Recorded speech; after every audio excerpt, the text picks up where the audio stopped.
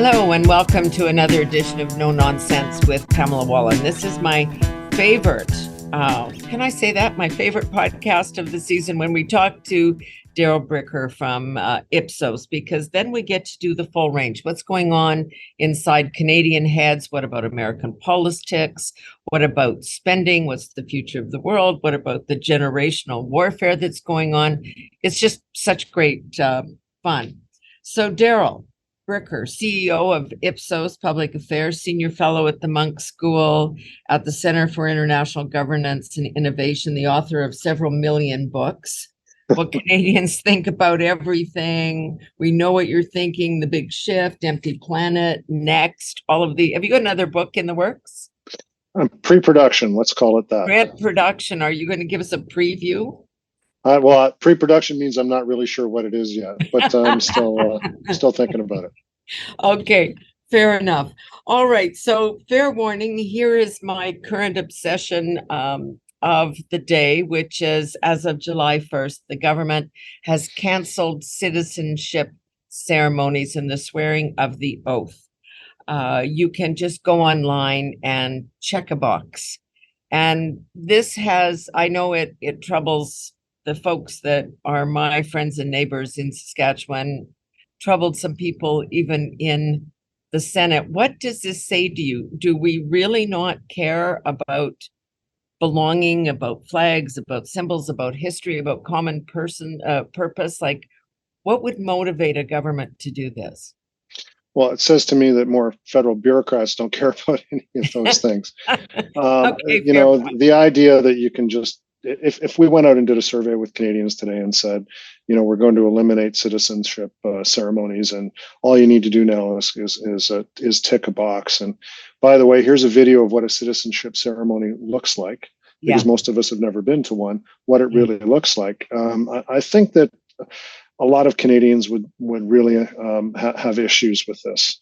It's like saying, getting married and all you have to do is tick a box. I mean, the more you diminish these types of important symbolic activities in our society, the more you diminish our attachments to community. So I understand from an administrator's point of view why they may think this, but I really think it's not a step in the right direction when we're talking about community engagement and attachment. Anybody who's been to a citizenship ceremony, and I certainly have, know what an exciting time it is for the people who are making that, are taking that oath. If you've got problems with the oath, okay, then let's discuss the oath. Yeah. But the actual process of making your commitment in a public way and being accepted in a public way by a new community is not something that we should diminish to simply going online and ticking a box. I think it's a statement about I guess a lack of understanding by the people who've made this decision. Well, and this at a time when the country is already feeling a little fractured, more times than I can count. Since this announcement came up, I have been reminded online on Twitter of the Prime Minister's words to the New York Times in 2015 that Canada is a post-national state and that we have no core identity. This doesn't help. Well, it's Jan Martel's comment about Canada just being a hotel room. Well, let's not do that. I think that Canadians. I wrote a book about this with Ed Greenspan back in 2001, and we said, if you're looking for those kind of nationalist symbols that really define Canada, they're difficult to find. Yeah. But it's a certain something that people who are Canadians recognize. We said it's a different sense. It's not your eyes. It's not your ears. It's not what you see or hear. It's more like a smell. It's more like something that you just know what it is to be Canadian. And I think this idea of welcoming new people into the community in a very public way and having them also commit to the community in a very public way is something that is quintessentially Canadian. It underscores the idea that we are a very diverse community, and these are incredibly diverse ceremonies, and that everybody is welcome. And simply reducing it to a bureaucratic process of going online and ticking a box, yeah, I get it. We're bringing in 1 million people a year, but if we want to reduce it to the hotel room, this is a step in that direction. Yeah, for sure. And at the time that we continue to see also the past being diminished, we know there are reasons for history being offensive to some, but tearing down statues or canceling history rather than taking pride in lessons learned and how far we've come, it's a negative as opposed to a positive if we're always reinforcing how bad we were and that the flag is a symbol of repression or colonialism. Like it's just, to me, it's a symbol of change. We don't do that stuff anymore because we learn. Well, I think, we've done surveys on what people think of doing things like, for example, tearing down statues. They're not Yeah. fans. If you've got an issue with how history is being interpreted or taught, or how we're honoring certain types of symbols, then there's a public process for having Right. that discussion. Kind of a mob mentality about dealing with these things are not necessarily seen by anybody except Right. a very small core group of people who have very strong opinions about this. Is not really seen by Canadians as an appropriate way to move forward on these things. And the funny thing is about all of these issues that everything has its time and a place, and they always go through cycles. And what's up becomes down, and what's down becomes up over time, depending on what's going on and how people interpret whatever was happening in the past. And I'm sure we'll go through transitions on the transitions that we're making. But Yes. as we go through these things, we should make sure not to break all of the crockery, Yeah. because we're gonna need to get together at Yeah. some point, and we're gonna need to be Yeah. able to work with some of these things. So, I think as times change, reinterpretation and more subtlety to the conversation is not a bad thing. But like doctrinaire, very ideological points of Yeah. view about certain things are not particularly welcome either. And frankly, I see a fair amount of this that what the people are complaining about is actually what they're doing.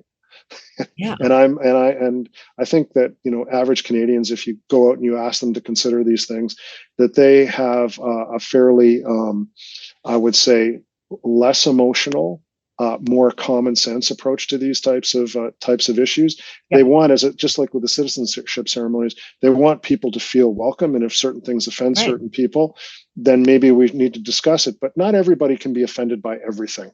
I mean, there has to be a certain amount of accommodation among all the people that live in the country, and we have a past. Some of it needs to be explained. Some of it needs to be celebrated. But that's Yeah. an ongoing conversation. That we need. History is always being rewritten Well, all of the that's the time as we point. get new That's the evidence. point, and the Yeah. learning from it. Okay, I have another skill testing question on this particular Okay. topic because I want your views. So, the CBC slogan, it's not about how Canadian you are, it's about who you are in Canada. I am struggling with this. I've seen it on the screen a couple of times. Any clue about what that might mean? Not a clue. Okay. But I'm a numbers person, and I can take a look at the viewership of CBC, and it's not like making changes like this, particularly around their mission is helping their cause. I know. I'm So telling you. it's the CBC is an organization that's out of a particular time in Canadian history that was Yeah. established to create a certain type of national infrastructure, so we could tell Canadian stories and have our own interpretation of what was happening in our country, but also what was happening around the world. And the more that we get away from doing those kinds of things and we get onto agendas, the less connected they are. And I'm in the numbers business. I'm in the a very fact-based type of business. Yes, exactly. And if your numbers are going down, stop. Yeah. I mean, if the hole's getting deeper, stop digging. Stop digging. Exactly right. Understand what it is that the public's looking for. And if you're a private sector television network, I mean, if you're losing advertisers and you're losing audience, you're going to make adjustments, because you have to be able to survive. I mean, that's how businesses work. There's a bottom line to all of this. If you're the CBC, you're in a bit of a different situation. But the way that you can measure whether or not Canadians are accepting the mission is by viewership. and Yeah. they're or listening, or, But however it we're is, and they're distorting that struggling, and they're with struggling. legislation that's going to force one industry to pay another, a successful industry to pay an ailing one. So we're even distorting whether or not whether people can even hear the message, which is, do you have an audience? Well, I travel the world a lot. I'm sure Yeah. you do too. Canadians have a very large view of their presence in the world. And that is not necessarily shared by the rest of the world. I mean, people Yes. admire a lot about Canada, but they know very little about it. Yeah. And we're 40 million in a world of 8 billion. Right. And in my view, when you start looking at big private sector organizations that have a choice about where they're going to spend their money, and they're going to invest their time and effort, the harder you make it for them to do, the less they'll be interested in you. So whatever they're going to be doing with the new legislation that's coming forward, the private sector organizations that are going to be affected get a vote too. Well, it was the famous phrase about relations with the US. The Americans are our best friends, whether we like it or not, because we're so resentful. And we're Americans' best friends, whether they know it or not, right? I mean, they just, our biggest trading, we have this relationship. They kind of like us, but we don't pay our bills. And they have to, come in and look after us from time to time. Well, Senator, it kind of reminds me a bit of the conversation that we're having right now about people returning to the office. Yes, yes. And the commentary here is things like, for example, we're losing our sense of community, and culture. We're losing our opportunity to train new entrants to the workplace. We're losing this. We're losing that. And it's like, what does that have to do with real estate? Yeah. Right. I mean, so if you've got a problem with training, deal with your training problem. If you've got a problem with onboarding, deal with your onboarding problem. But what does that have to do with real estate in an office? It's the same kind of thing when it comes to this. If you've got a problem with nobody being interested in your media and what your media is producing, and them not being able to find a way to economically move into the future, and not being able to connect to the audience that they want to connect with, it's not about what Facebook and Meta are doing. It's about what you're doing. Exactly. And so I kind of put them in the same category. I'm not going to pretend to be an expert on anything to do with media, but that's exactly or the finances of media, but Yep. It just, if you work in the private sector, and I have to say this to my colleagues, particularly the people who have the misfortune of reporting to me, the market always wins, right? So if you're not making, that's absolutely right. if you're not making it, the market's not going to change. You need to change.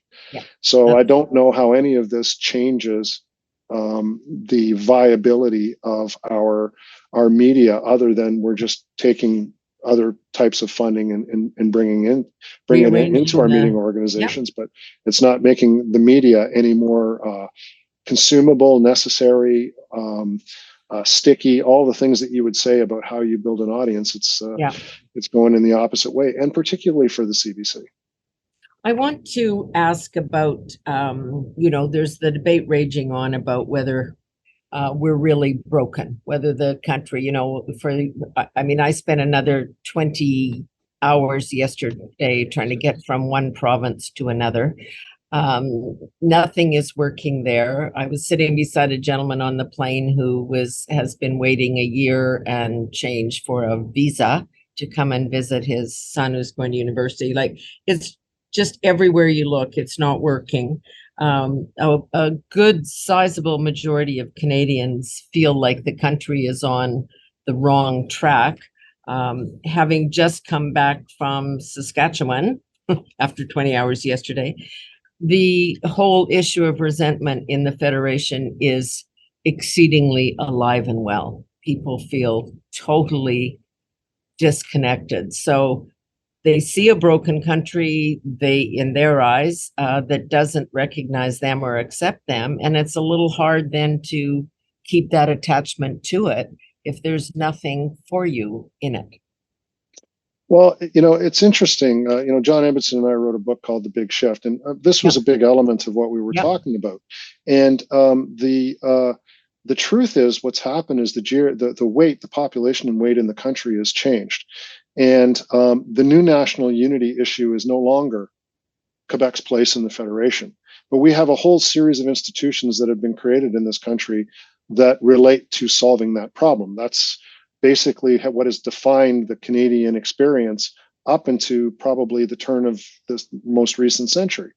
But what's happened over the space of the last while is that Quebec has been replaced by Western Canada as the place in which grievance has been created, and there has not been a similar institutional response from the federal government that we saw relative to the province of Quebec for almost all of our quite history. the opposite when you look at Right. what's going on in the oil and gas sector and the agriculture sector, where people feel under attack, not just ignored.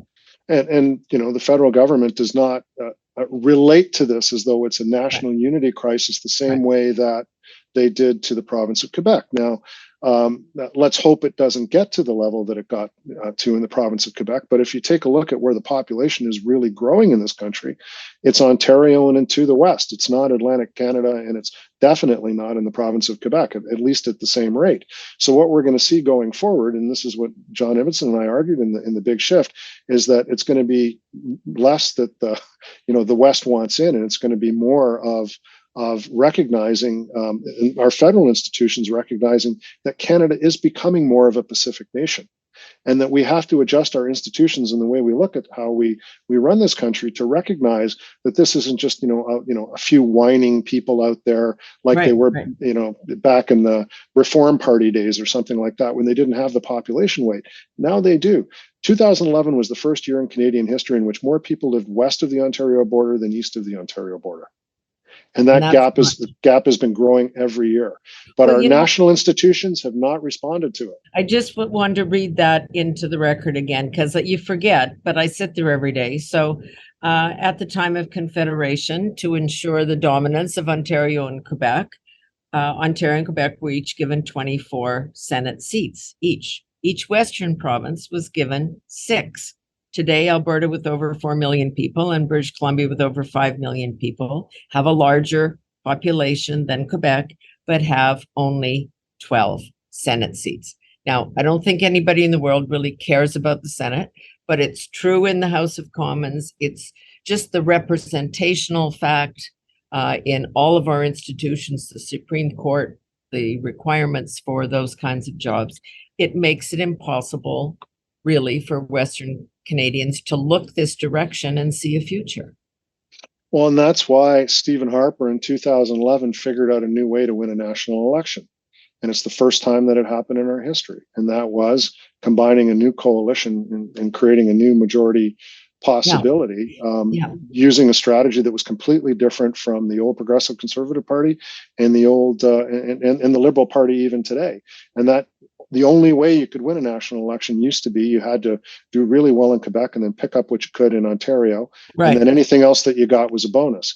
Well, now you can win a national election by winning the suburbs of the major cities, particularly in Ontario, small town in Western Canada, and rural Canada, and you can win a comfortable majority government. Stephen Harper won with only 5 seats in the province of Quebec. I mean, we forget these things. And that gap has done nothing but grow since the time of that 2011 election. And the next time we do redistribution in the House of Commons, there are going to be more seats in the fast growing car commuting suburbs in places like Ontario and in Western Canada. So this is what I mean by the institutions need to adjust to the reality that this country is becoming a Pacific-oriented country more than an Atlantic-oriented country. I read an interesting piece a while ago. We actually talked to him on the podcast, Andrew Potter, and he made a reference to, and he was reminding people about the original Turing test, the early computer scientists, and the big question was really, would we be able to tell the difference between talking to another person and a machine? And was the machine thinking? It seems particularly relevant in all the discussion about AI now. But if there's a political or an ideological Turing test, and this struck me because it's how my father taught me. Can you make the case for the other side and sound authentic and credible? Do you know enough about your politics for a liberal to make the case, the conservative case, and vice versa? Do you think we're able to do that in this country anymore? Or are we now so divided and so split ideologically that we don't even understand the other guy? Well, I think part of what we're struggling to deal with, Senator, is that, and it relates back to that last question, which is that the guiding principle of Canadian politics to this day, actually till around 2011, was that it's all about reconciling Quebec with the rest of the country. Yeah. I mean, the time that you and I were in Ottawa, and Yeah. You still are in Ottawa, you know, the When I can overriding, get here on a plane, yeah. Okay. the overriding issue was, René Lévesque, Yeah. you know, separation anxiety that existed in the country about what the future of Quebec was going to be in the country. All of our institutions, all of our attention was on that question. That was the overriding question pretty much in every election that we had. Yeah, for sure. So we've separated from that, and we're now moving into what a sociologist at Carleton University once called, the guy who wrote Vertical Mosaic, Yes, Porter, yeah. called Porter. creative politics. And creative politics is in an era in which you have a well-developed right and a well-developed left. This idea of this Laurentian elite governing consensus based around regional politics and solving that one problem is not what it was in Canadian politics anymore. So we have this left and right emerging, and as a result of that, in our long history with dealing with this other type of politics, we're still trying to develop what that means. Now, it's a fairly narrow range. It's become a bit more extreme as you've gone, particularly with the evolution of the Conservative Party. But we're not talking extreme. I mean, it's still on the fringes of the center. But these are new impulses that are coming out in Canadian politics, but they're more representative of what you typically see in other developed democracies, in which you have a left and a right. And what's really happened in the world is that governing consensus that was really represented by the basically what we call the Laurentian elite in the Canadian circumstance, but there's many other countries that have a similar kind of thing in which it's just like a kind of a comfortable governing coalition, and maybe one team wears blue and another team wears red, but on all the basics you agree because you're worried about what's going to happen in terms of national unity, or you're worried about what's going to happen to, I don't know, France in the post-war era or whatever it is. It's a fairly narrow range of things that you're prepared to accept. When you remove those kinds of things and you move into more of a left-right type of a dichotomy, that's when I think that the opinions become a bit more emphatic, the tribes become a little bit better defined, and the debate starts. We're not used to that in Canada. Well, I'm listening to the traditional media, the legacy media. I'm listening to political commentators, and they now talk about the people they disagree with as crazy, as insane, as people who are on the fringe, who are conspiracy theorists. And, there's different language on both sides, but it's not like, gee, I disagree with you, Darrell. I mean, we could really have a discussion about that. It's you're nuts and you're wrong.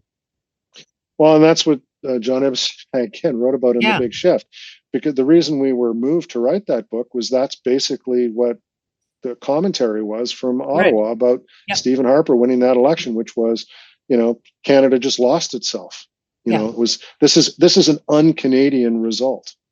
Yeah. And it's like, well, no, you have to understand this is Canada. And the voters voted. Yeah. This is an emerging redefinition of the country. Now, our argument in the book was that over the course of time through this century, that it'll become stronger and stronger, simply because of how the population is evolving. And Trudeau, obviously, between 2015 and today, has raised the specter of maybe you're wrong. I think the analysis is still correct, and we did identify the potential for somebody like Trudeau, a charismatic individual to come through, break through, and be able to pull things together in a certain way. But we didn't see it as having an enduring quality, and I don't think that the Liberal Party, as it's currently constituted, is going to have an enduring future as strong as it was in the past. That's interesting because that was sort of where I was going. I mean, there is even that debate again, and it's a long-standing one, which I think Jeff Simpson wrote this book a million years ago, The Friendly Dictatorship, that even a prime minister with a minority government, is theoretically more powerful than a U.S. president. Even if the U.S. president has both houses of Congress, in his back pocket, and that is not sitting as well. And I'm wondering whether the two things we're really seeing here, and I'm going to start with the spending that goes on, and the fact that the two sides of one of the same coin, which is government should be involved in everything. Government knows better. We're going to have government interfere in the media or healthcare or whatever it may be, not just through funding, but with a bent, a mission there. They've kind of embraced modern monetary theory. The spending numbers are just crazy, to borrow the word we were just talking about.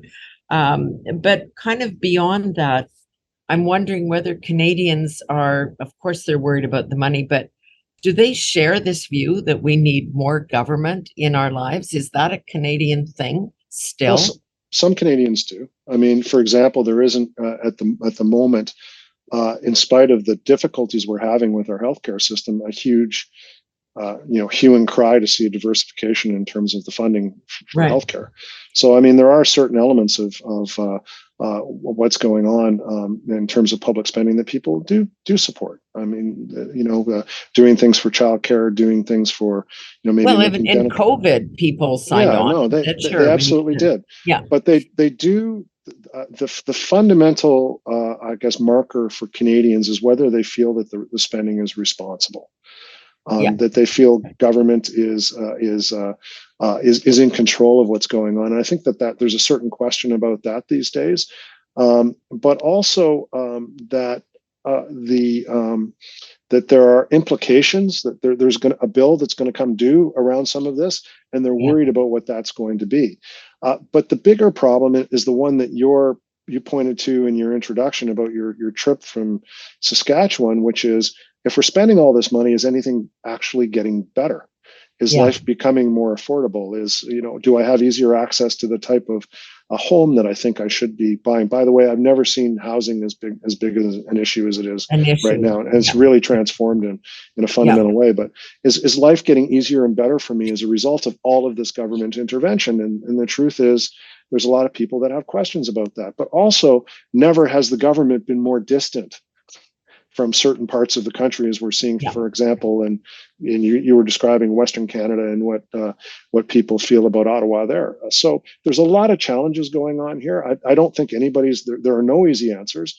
I think whoever gets elected to a position of authority in this country will be struggling with very similar kinds of issues.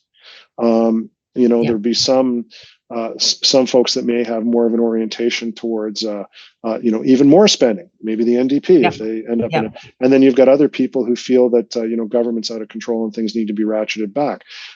You feel that way until you start ratcheting back and everybody starts, pushing back on not in my backyard. So it's going to be complicated and difficult for everybody. I want to move on to the U.S. situation, because you've done this study. Ipsos does this Carometer. What does America know about versus what do they care about?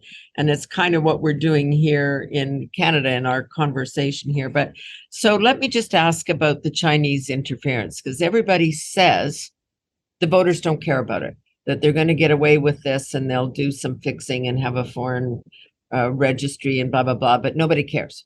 What are your thoughts on that? Absolutely wrong. The truth is that the Liberal Party and the issues that it's had with ethics since back prior to the 2019 election, the fact that they are incapable of winning a national election through winning the popular vote, and they've struggled to be able to continue to govern in minority government situations, shows you that there's a cost to these things. Justin Trudeau does not govern without Jagmeet Singh and the NDP.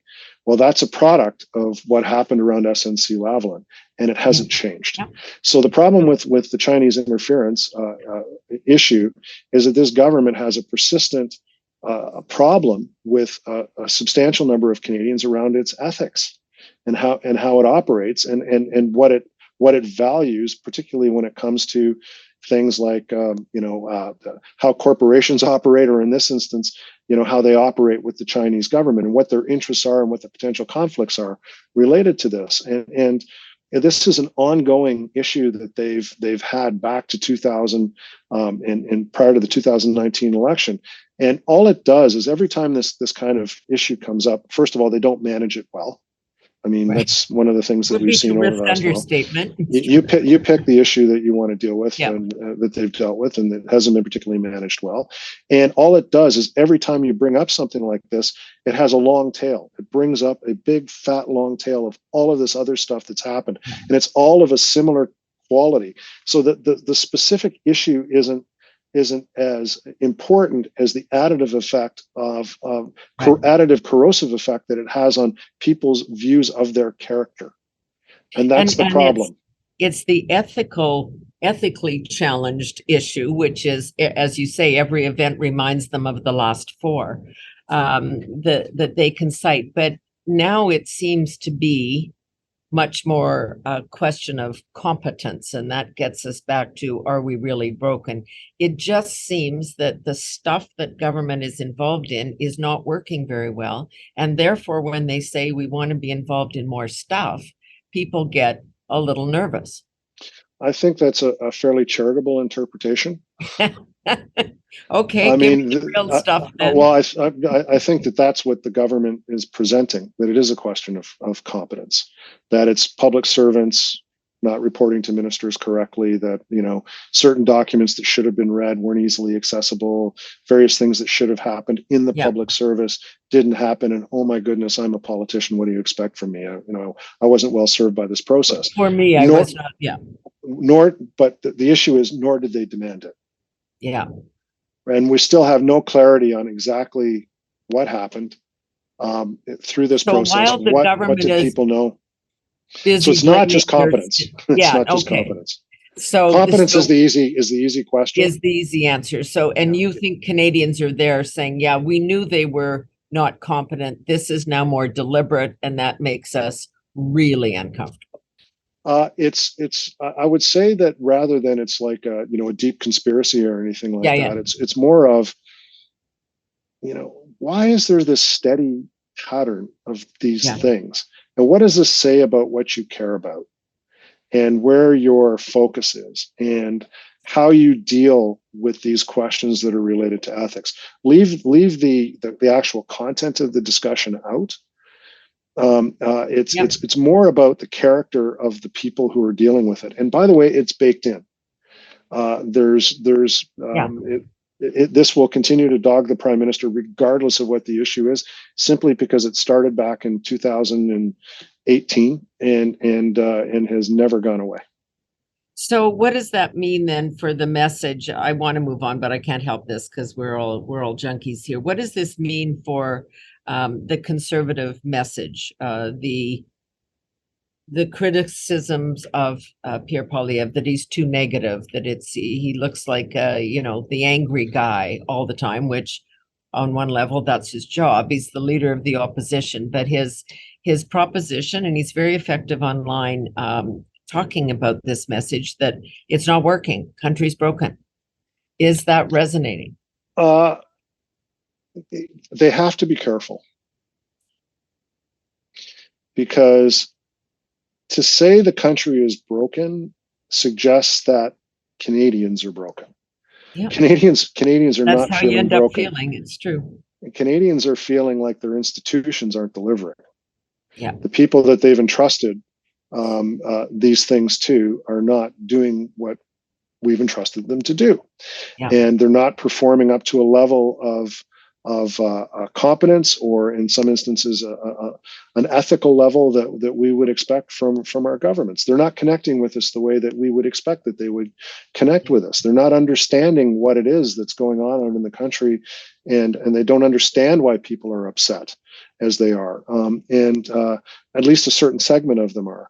And so when you say the country is broken, it's Canadians aren't saying, "Oh my God, I made immigrants aren't saying I made a mistake moving to Yeah, Canada," yeah, or Canadians are saying, "Oh my God, I have to leave here and I have to move to Iceland." right. Because they're so much better and more competent. It's more, there's those countries aren't broken like we are. Yeah, They're saying, "Come on, guys, get on the same page as yeah, us. yeah. This is a great place to be, and we don't feel like you're delivering at the level that we expect that you should be delivering on." So the problem is not Canadians. The problem Yeah, is government, yeah, and it's not one particular government. It's government in general, and yeah. so it's going to be a challenge. And at all levels. Olivia Chow just got elected as mayor, Yeah, making a whole lot of promises. Well, yeah. we'll see if she's facing the same thing, Yes, 2 years from exactly. now, as And people come knocking on the door and where you're going to problems. get the money for all those promises that she was. Yeah, and Doug Ford, same thing. I mean, Yeah. and Justin Trudeau at the federal level. So it's not just like one government. It's Yeah. just the process of government seems to be in a position where Canadians are not So the necessarily feeling system is government's on their broken. side. System is broken, not Canada is broken, is Right. a better way. Yeah. Okay, so I'm sitting on the plane for 1,000 hours yesterday, and I read a really interesting a piece. It seems like some of the best political analysis is actually coming out of these two very unlikely Democratic contenders that are taking on Joe Biden. I don't think they're actually going to get anywhere, but RFK Jr. Actually just, he was pretty interesting. He just said, and he was talking about the need for building coalitions on the left and right. There are dangers in doing that because demagogues can hijack it. But he also made the point that when the last election that his father ran in before he was killed, he was elected in the most rural state and he was elected in the most urban state. That there was actually, now we're talking about a long time ago, but that and I think Marianne Williamson's words were that there was a reckoning coming, just the kind of thing that we were talking about. Americans are feeling the same way about their country. And I'm just like, how are you reading the shifts there? And it goes to your ongoing study there of the Carometer about what Americans are thinking about. I mean, Donald Trump is still the leading contender. Joe Biden is still the leading contender on the other side. This seems bizarre. Yeah, the situation in the United States is the one that gets the most attention, obviously, Yep. because it's next to China, the only superpower in the world. I mean, Yep. I think you could argue that Russia has nuclear weapons, but is hardly a superpower anymore. But Right. but this is a similar conversation that's happening in France, in Italy, Yeah. and Germany, and in the UK.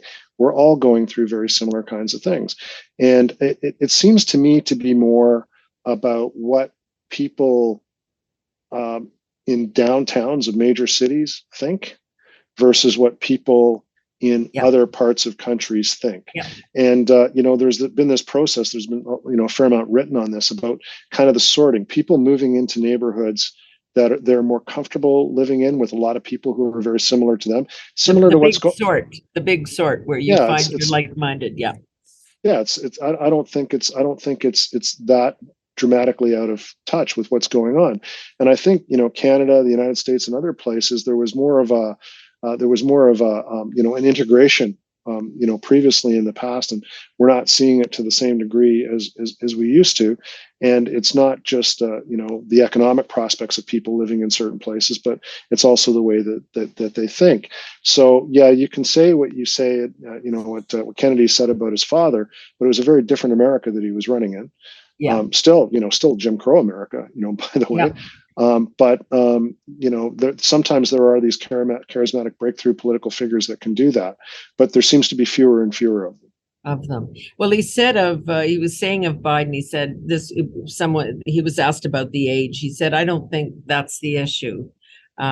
He says Biden is a function of a system that a growing majority of Americans simply don't trust. I see him, said RFK. I see him doing things that I know at his core he can't possibly believe in, censorship, etc. It's everything contrary to what he stood for. So people are looking at that, and I think we see that in this country too, and saying that doesn't track. You used to be this, and now you're saying that, and I don't know. Is that too subtle? Oh, I think that Joe Biden is in a precarious situation, and he's got a very factionalized party that Yeah, can't yes, agree on the time of day. Very strong, aggressive, progressive element in his yeah, party, yeah, and he's also got more traditional parts of America, lesser of it than there used to be, but more traditional parts of America that are trying to find a voice too. And he's got to keep both of those groups together. And he not only has to do it in his party, he has to do it in Congress. Now he's already lost the House. yeah. The Senate is could be in a precarious situation going into the next election. It's a really difficult set of circumstances, and we know based on our polling in the U.S. that the most popular Republican choice among Republicans is Donald Trump. And when we run Donald Trump head to head with Joe Biden, they're even. So it's one of those things there's So no corollary in American yeah, history that yeah, explains it. We're just going to have to live through it and observe it and and try and to see what understand it. happens. Yeah. The thing that was flipping to the Republican Party, um, people were, and I was reading this as well, that DeSantis and Elon Musk are now, so the Gen Xers are now kind of the face of the new Republican Party. Elon has kind of moved to the right in some of his issues and talking a lot about free speech. And of course, DeSantis being the younger version of Trump with actually governing experience. So is that a part of the shift you're seeing, whether it's the more radical left that you talk about in the Democratic Party, and then this new face on the Republican side? Like, we seem to be going through a big shift, to coin a Well, title. yeah. Well, as we talked about, the tribes are becoming more emphatic, Yeah, and I don't see Donald Trump as an ideological player. I mean, yeah, no, he isn't I really. don't think he has a set of clearly defined core ideological beliefs. I think Ron DeSantis likely does, Yeah, and I think he's speaking for a significant number of Americans who are really upset about how change is taking place in American society. Just as the progressives, some of their stronger representatives are speaking to everything from the decision on Roe v. Wade through yeah, to identity, and through to we're just going through Pride season now, all of the issues that are associated with that. These are the kinds of things that lead to tremendous friction and a sorting of political movements, so where Donald Trump sits in that will be very interesting. But the thing that we do know about Trump is that he is going to be very, very hard to defeat in this primary season unless yeah, something significant changes. Now, things can significantly change. We know that the polling can only look a bit into the distance, yeah. and so maybe something will happen. But at the moment, it looks like Ron DeSantis is going to have a very difficult time defeating To Donald Trump. be, and they seem to be speaking to some core issues. I mean, when you watch the Hunter Biden thing and you watch the Donald Trump thing and take the politics out of it for a moment, I've seen even lawyers and political scientists on American television saying this represents two-tier justice. If you're of one party, and we saw that with the Durham report and other things, you get, not that Donald Trump hasn't done things that are deserving of, legal intervention. I understand that, but to sweep the other stuff under the mat. Now, that's a pretty fundamental issue. If you think you can't get a fair deal on your speeding ticket, never mind much larger issues. Well, it's the kind of debates that you see in places like Africa. I mean, it's really, or pick a Latin American country, Yeah, or pick yeah, places that have less of a fundamental attachment to democracy than America does, and that's the damage that comes out of this. Is if you feel that you can no longer trust your police to be objective, yeah, trust your courts to be objective, to represent the values of Americans and follow the law, then what is there after that? And so between now and November 2025, we're gonna see a lot of this stuff get sorted out. Yeah. But that, I think it just speaks, and maybe they're just ahead of us on the continuum here about the lack of trust in institutions, which I think that Canadians aren't as deeply skeptical of their institutions as Americans. I think more of what we see in Canada is disappointment. Yeah, no, it's, you're right. It's less about there's a big conspiracy going on, although they do they do wonder sometimes. Yeah, in Canada, it's more about a lack of performance. It's like, after spending all of this money, why do I not feel things are getting better? Why is it not Why better? Does this take so long? Why is that still happening? Why are these homeless people still downtown in encampments? Why is there violence on the subway? Why if I'm living in rural Saskatchewan, why does it take me so long to get a passport? If I'm it's basic public service elements of public service, not ideological, just very basic. I had fun reading this Ipsos Carometer. The one thing Americans really do know, well, this is to look at what Americans know about what they care about, which are sometimes two different things. They care about wildfire smoke. That seems to be one of the things, not anything else that's going on in this country. Yeah, Canada is just like this blot on the map. I mean, well, you know what it's like. I mean, you've traveled enough, and I've traveled enough. But when they hear about Canada, I mean, back in 2015, it was about our wonderful new youthful prime minister who was going to bring all this glamour and stuff to Ottawa. So, okay, Canada was really on the up. Okay, well, now that it's wildfires, we're not so much. Yeah. What always interests you when you do work like that? What do people know about? We always say that about the news business. There's a difference between what's interesting and what's important. And in the Twitterverse and the Click universe, it's about what's interesting, not about what's important.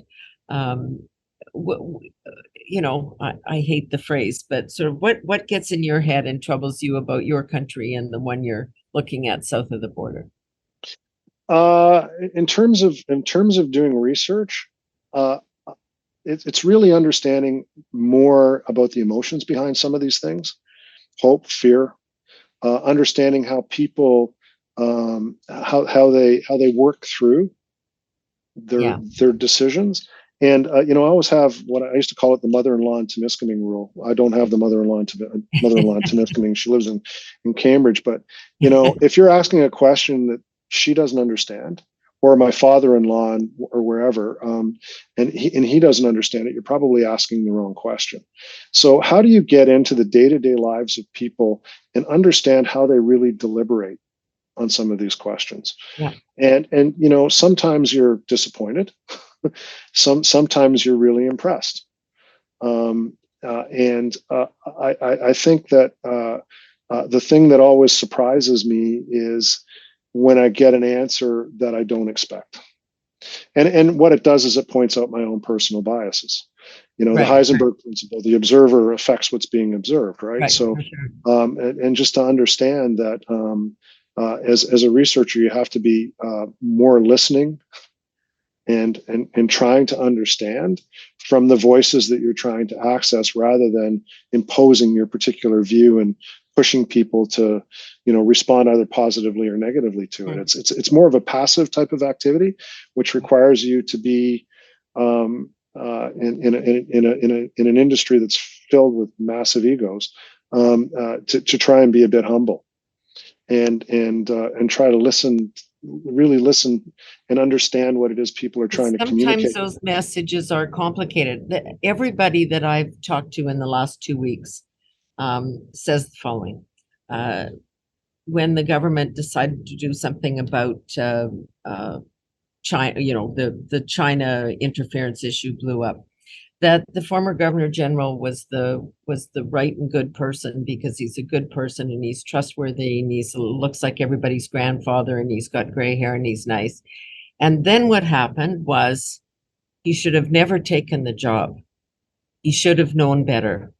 than to take that job on and try and save the government there. And so we feel sorry for him, but we're disappointed in him. Like it's not a kind of a big range, but to that notion of our responses are sometimes more emotional. The other trigger issue, or the other issue I hear a lot about, is Canadian soldiers having to buy their own helmets. That's not fair, is the comment. That's not fair. We asked them to do this. You know, they've put their lives on the line, and we're beating up on them about all sorts of other issues and, you know, gender and sexual behavior and all of those kinds of things when they're people that are putting their lives on their line. There's just some kind of, I don't know if that's about emotion, whether that's Canadians think, you know, that we're just the benefit of the doubt kind of people. How do you read those two things? I think that most of the commentary about David Johnson was generated by journalists. I don't think the average Canadian had a really strong point of view. I mean, if you went out and you asked the average Canadian who the Governor General is today, they probably, I don't know what her awareness level would be, 15% or 10% or whatever. It wouldn't be that high. I think that, you know, they had a fairly neutral opinion about him until they got he was put into this position by Mr. Trudeau, and then, you know, journalists started to ask questions about that, and maybe got a little bit more interesting from Canadians. But I think for them, the incredulity of him not recommending a public inquiry just didn't jive. Now, whether I'm not a lawyer, so I don't know what the right way of dealing with these things are, but I do know from a public opinion perspective, a public inquiry, that would be something that the public would probably respond to very well. And the reason being is they wouldn't understand why any government wouldn't want to have a public inquiry. Well, that's the thing. Like, let's just get to the bottom of it. Like, that's what you do when your kid comes home from school and the teacher says the behavior's been bad and you guys, let's get to the bottom of this. Sit down. You tell me what happened. We'll talk to the parents of the other kid. You know, it's kind of basic. So what ended up happening was the reaction from Canadians was very negative, which demonstrates that maybe they didn't have the same opinion of Mr. Johnson as the Ottawa Laurentian elite journalists had of Mr. Johnson, probably because they didn't know him as well and didn't have the relationship with him that, you know, Ottawa has. And it was like, how is this possible? So, you know, the idea that he had such a strong reputation with Canadians that he could come and say something and just say, just trust me, this is the right thing to do, was way overplaying the little bit of a hand that he had. And as a result, I mean, and we don't even have to ask if it was the right thing or the wrong thing to do. No. He's resigned. That demonstrates that it was not acceptable in the court of public opinion. Yeah, for sure. Okay, I want to end on, I think, what is a better note. So we have this debate about a lot of issues, legal refugees versus illegal immigration. I think Canadians make a distinction about that, but you folks at IPSOS you have now promised to recruit 100 refugees by 2026 to work in your system somehow. What provoked that?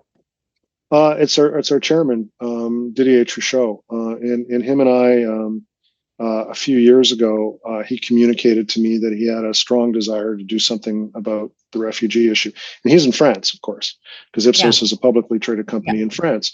And it was, lo and behold, we have similar issues in Canada. So we really became, I think, very interested as a company in what was happening with refugees. And we went out and we did a big study called Project Understanding. You can find it on our website, in which we looked at what the situation was for refugees in terms of how people thought of them, but we also interviewed refugees as well. And one of the things that we identified through that process was that this idea of having jobs and being integrated into the community was an incredibly important part of acceptance. So Right. Ipsos has decided to put its money where its mouth is, and what we've learned from our own research, and we've decided to commit to being a small part of the solution, at least in the public opinion market research Yeah. part of the world. We've had this consistently. We've been doing this work. We're part of an organization called the Tent Foundation. I was at the UN in New York when we did our initial announcement of our partnership with them, and we continue to do a lot of work on refugee issues. What's interesting, Senator, is that the issues really transformed and became interesting in a more urgent way lately because of war in Ukraine. Yeah, for sure. So it's gone up in terms of the public's awareness of some of the issues around refugees. But the unfortunate part is sometimes they forget that the bigger refugee questions that we have are in other Yeah. parts of the world. So Ipsos is really committed to making sure that we don't lose track of that. The global migration numbers are just stunning, really. Well, actually, they're not that large. No, really? I asked people. This is a really good question. By the way, don't. I hope I didn't feel like I don't mean to say you're wrong, but No, no, no. it's. So this is one of the questions I ask when I talk to people about the book Empty Planet. Is what percentage of the world's population doesn't live in the country in which it was born? You have a guess? No. 4. 4. 4. Okay. I Refugees, 1. Yeah. Remember, it's 8 billion people. So Yeah. even 1% is an awful lot of people. Yeah, but it's not a big. We've come full circle, because all I can say is I hope that these refugees who come to our country, Ukrainians included, of course, get to do something other than just check a box online should they choose to become Canadians. I'm so with you on that, Senator. I think it's such a short-sighted, Yeah. Small thing.